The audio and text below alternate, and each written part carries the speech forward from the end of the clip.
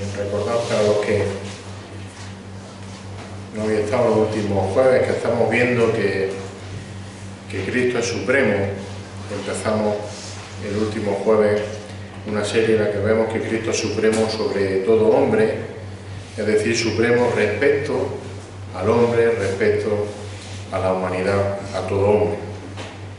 Y recordemos que veíamos a través del texto del Evangelio de Marcos, el capítulo 1, que hoy volveremos también a leer, Marcos capítulo 1, encontramos allí que Cristo es supremo porque Él es la revelación de Dios a través del Evangelio. Cristo es la revelación de Dios a través del Evangelio.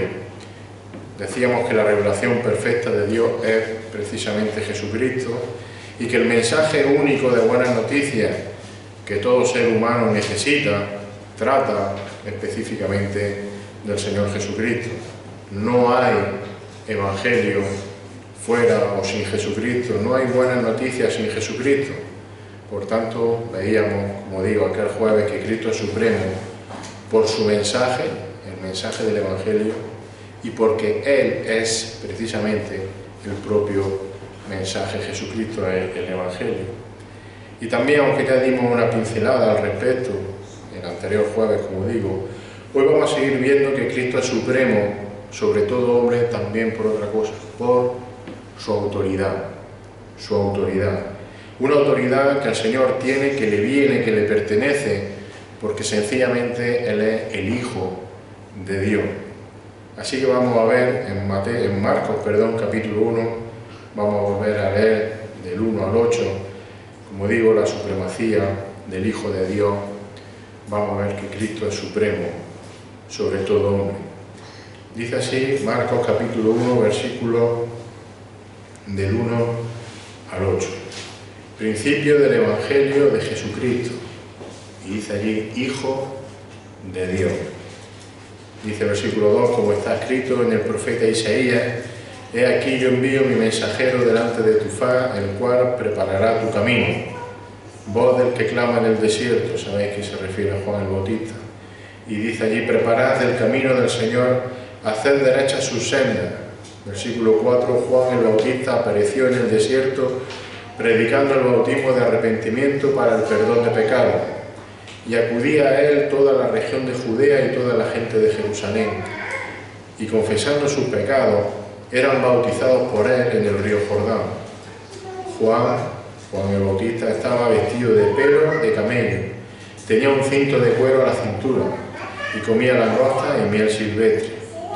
Y predicaba diciendo, decía esto Juan el Bautista, versículo 7, tras mí viene uno que es más poderoso que yo, a quien no soy digno de desatar, inclinándome la correa de sus sandalias.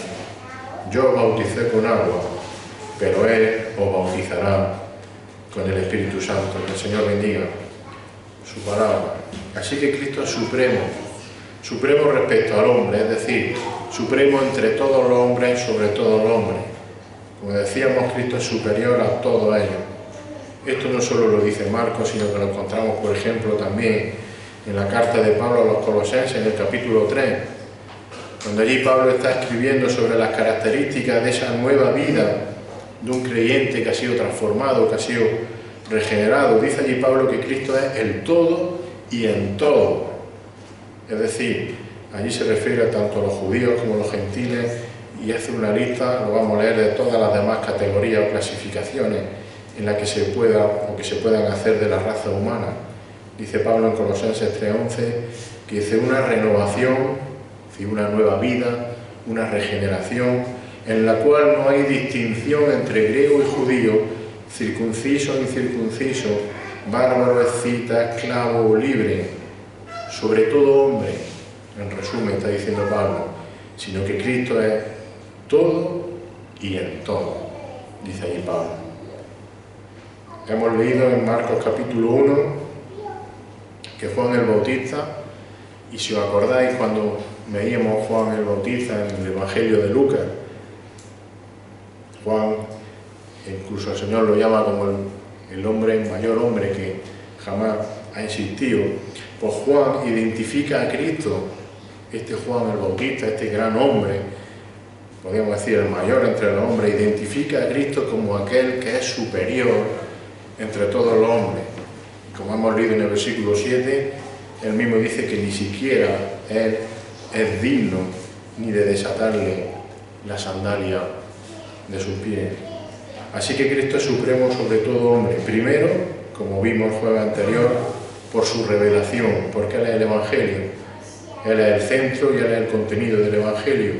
Y hoy, volviendo a leer este pasaje de Marcos capítulo 1, vemos que Cristo también es supremo respecto al hombre por su autoridad. Por su autoridad. ¿Y por qué es por su autoridad? ¿Por qué Cristo tiene esa autoridad? Lo dice el versículo 1, Marcos 1, porque Jesucristo es el Hijo de Dios. Principio del Evangelio de Jesucristo, dice Marcos 1.1, Hijo de Dios. Así que Cristo es supremo por su autoridad. Una autoridad que le viene ¿de qué? De su posición, de su naturaleza, al ser Hijo de Dios. ¿Qué quiere decir esto? Porque Él es el único Hijo de Dios por derecho propio, el unigénito Hijo de Dios. Ese título de Hijo de Dios está resaltando la divinidad de Cristo. Cristo es Dios. Mira, en el lenguaje, en el contexto de Israel, cuando se escriben estas palabras, en aquel momento ser llamado Hijo de Dios implicaba totalmente reconocer que Jesucristo es Dios. De hecho, ahora lo vamos a leer en el Evangelio de Juan.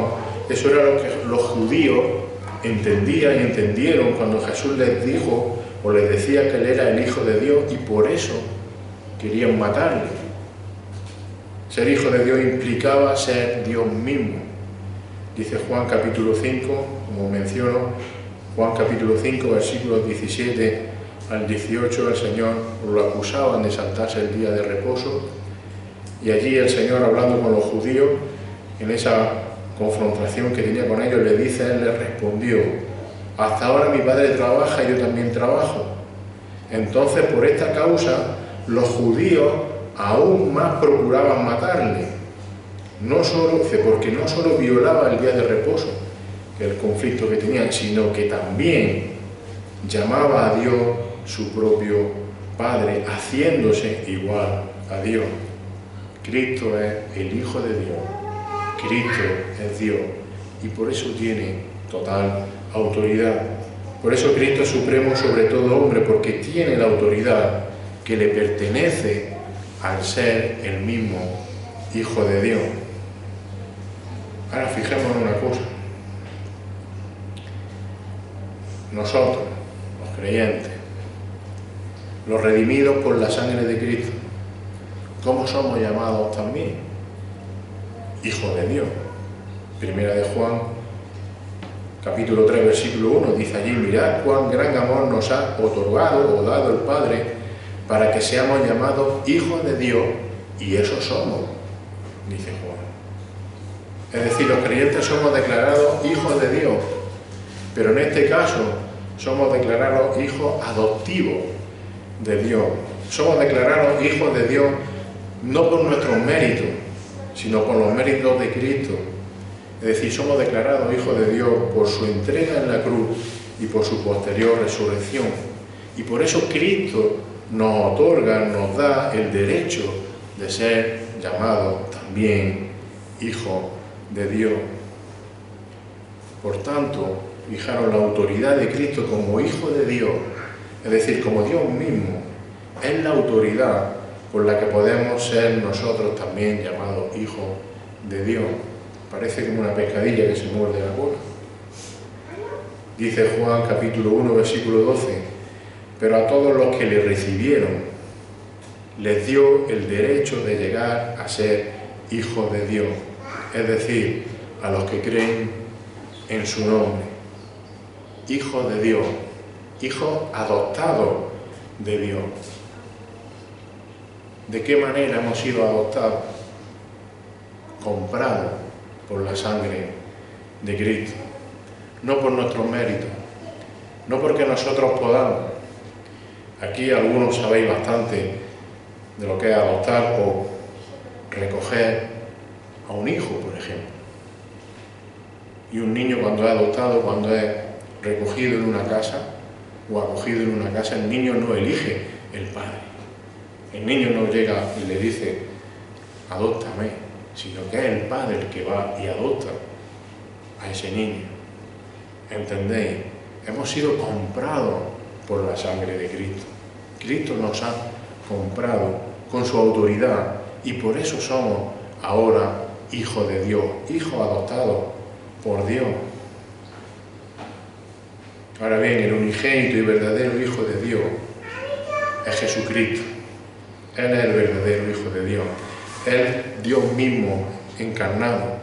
Y por eso es Él, Cristo, el que tiene la autoridad y el que es supremo sobre todo hombre. Nosotros somos los beneficiarios, por así decirlo, de esa autoridad. Fijaros lo que el Señor, cómo lo explica él mismo, no hace falta que lo diga yo, lo dice el mismo Señor. Cuando sigue hablando con aquellos judíos que querían matarle por hacerse o por decir que era el Hijo de Dios, en Juan capítulo 5 hemos leído 17 y 18 y sigue diciendo el 19 hasta el 30.